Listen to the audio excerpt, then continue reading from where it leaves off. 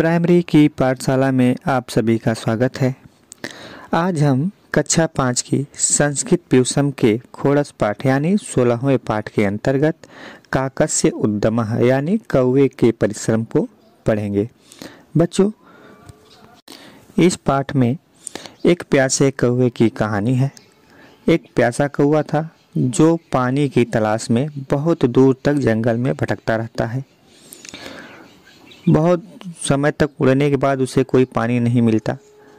तभी उसे अचानक एक घड़ा दिखाई देता है। वह उस घड़े के पास आता है और उसमें झांकता है तो पानी उसमें बहुत थोड़ा होता है।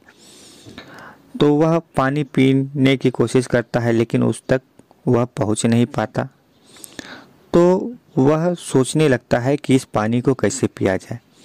और उसके बाद कौवा को एक उपाय सूझता है और वह कंकड़ अगल बगल पड़े कंकड़ों को उठाता है और उस घड़े में डालने लगता है। जैसे जैसे कंकड़ घड़े में डालता रहता है पानी वैसे वैसे ऊपर आता है और कौवा पानी पीकर बहुत खुश हो जाता है। तो बच्चों, ये पूरे पाठ के अंतर्गत इसी कहानी को हम पढ़ेंगे। तो आइए अब इस पाठ को पढ़ें और इसका अर्थ समझेंगे। एकस्मिन् वने एकः काकः आसीत्। एक जंगल में एक कौवा था। एकदा सः पिपासया आकुलः अभवत्। एक बार वह प्यास से व्याकुल हुआ। सः जलाशयम् अन्वेष्टुं वने इत्यस्त अभ्रमत्। वह जलाशय यानी तालाब की खोज में जंगल में इधर उधर घूमता है। किंतु दूर तक जाने के बाद भी कुत्रापि कमपि जलाशयम् न अपश्यत्। किंतु दूर तक जाने के बाद भी कोई जलाशय उसे नहीं दिखा। अन्ते सः एक घटम अलभत। अंत में उसे एक घड़ा मिलता है। तस्मिन् घटे स्वल्पम जलम आसीत्। उस घड़े में थोड़ा सा जल था। अतः स जलम पातुम असमर्थः अभवत्। इसलिए वह जल पीने में असमर्थ हो जाता है। यानी उस जब घड़े में थोड़ा जल था तो वह उस जल को नहीं पी पाता। अथ सह एकम उपाय अचिंत्यत। अब उसे एक उपाय सूझता है, यानी उसे एक विचार आया। सह दूरात पाषाण खंडानि आनीय। वह दूर से पत्थर के टुकड़ों को लाता है, घटे अपिच्छत और घड़े में डालता है। एव क्रमेण जलेम ऊपरी समागच्छत।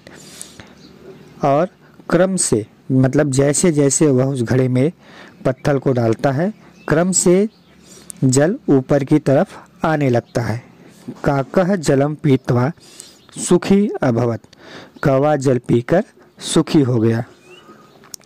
उद्यमस्य प्रभावेण काकः सफलः अभवत। परिश्रम के प्रभाव से कौवा सफल हो गया।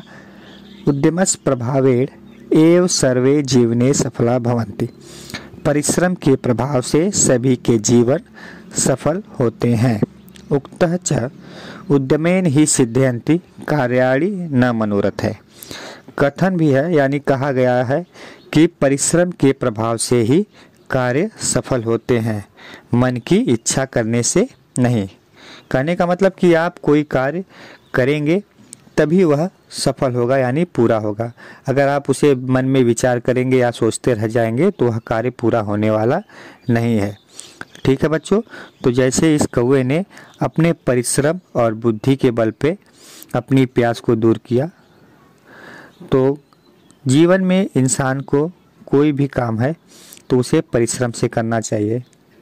या अगर बैठ के वह सोचते रहेगा कि ये काम मुझे करना है तो वह काम कभी भी पूरा होने वाला नहीं है। ठीक है बच्चों, अब आइए इसके शब्दार्थ को देख लेते हैं।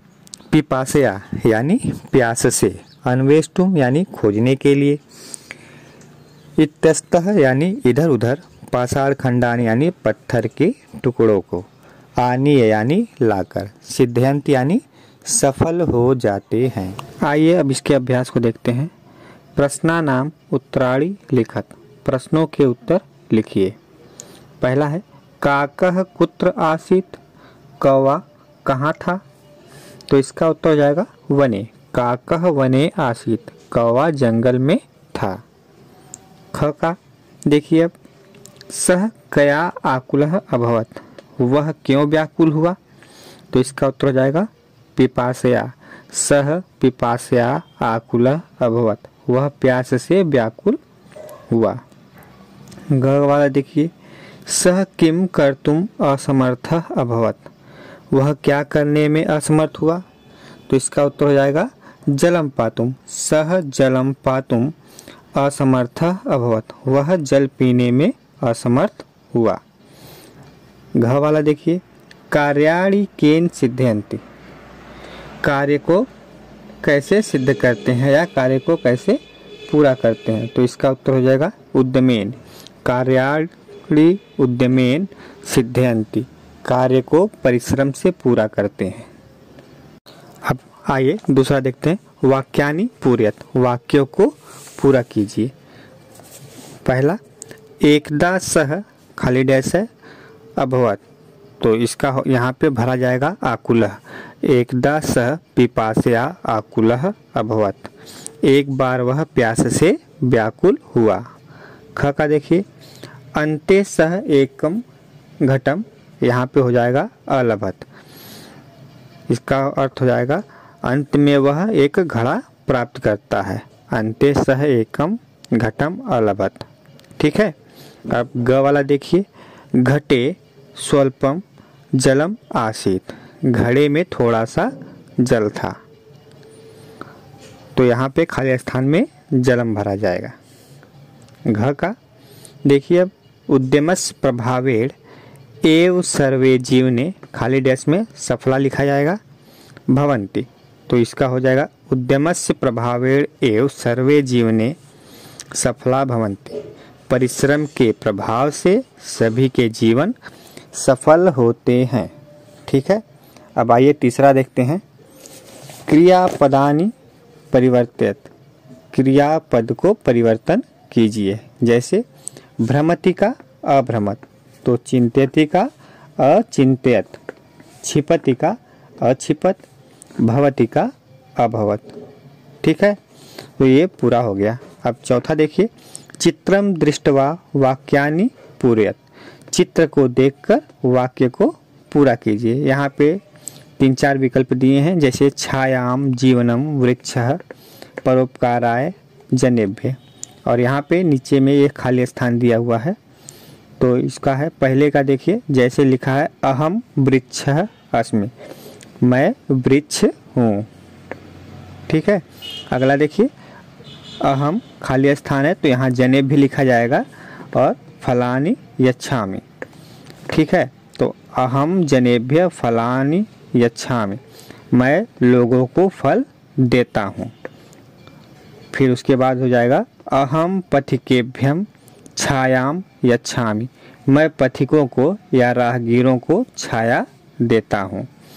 फिर घ वाला देखिए, मम जीवनम एव परोपकाराय भवति, मेरा जीवन परोपकार के लिए ही है, ठीक है बच्चों। तो ये वृक्ष वाला जो था, इसके चारों विकल्पों में, पहले में जनेभ्य, दूसरे में छायाम, तीसरे में जीवनम, और चौथा वाले में परोपकाराय लिखा जाएगा, ठीक है। तो ये पूरा पाठ समाप्त हुआ। आशा है कि आपको समझ में आया होगा और पसंद भी आया होगा। धन्यवाद।